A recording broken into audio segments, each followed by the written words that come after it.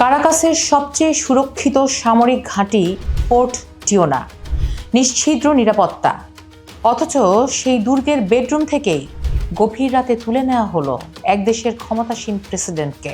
আর এখন তার ঠিকানা নিউ ইয়র্কের ব্রুকলিনের এক ডিটেনশন সেন্টারে।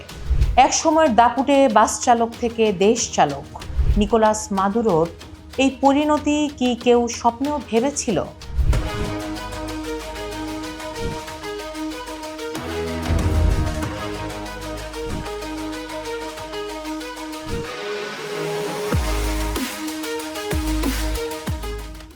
আজকের এই বিশ্লেষণে আপনাদের সাথে আছি আমি ফারাহ দিবা, ভয়েস অফ বেঙ্গলের পক্ষ থেকে স্বাগত জানাচ্ছি।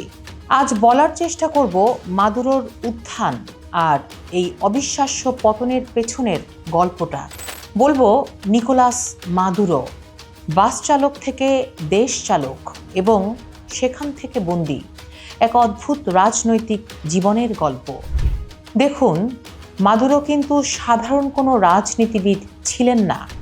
তিনি ছিলেন কিউবায় প্রশিক্ষণ নেয়া এক বাস চালক, যিনি হুগো চ্যাভেজের ছায়াসঙ্গী হয়ে দেশের মসনদে বসেছিলেন।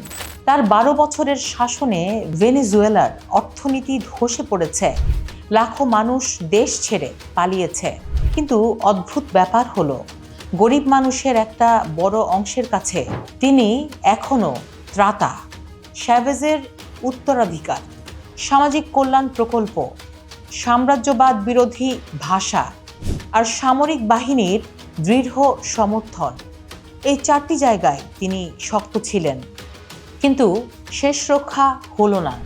মার্কিন ডেল্টা ফোর্স তাকে হেলিকপ্টারে করে সোজা যুদ্ধজাহাজ ইউএসএস আইও জিমায় তুলল। প্রেসিডেন্ট ট্রাম্প সেই ছবি শেয়ার করলেন, আর মাদুরোকে হাতকড়া পরিয়ে হাঁটিয়ে নিয়ে যাওয়া হলো ডিএ এর দপ্তরে। মাদক সম্রাটের তকমা এখন তার গায়ে।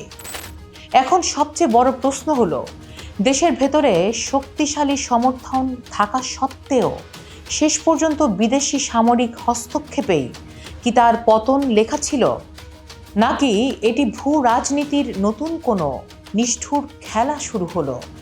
আপনার মতামত কি কমেন্টে জানাতে পারেন। এমন সব বিশ্লেষণ পেতে হলে আমাদের চ্যানেলটিকে সাবস্ক্রাইব করুন এবং বেল বাটনটি অন করে দিতে ভুলবেন না।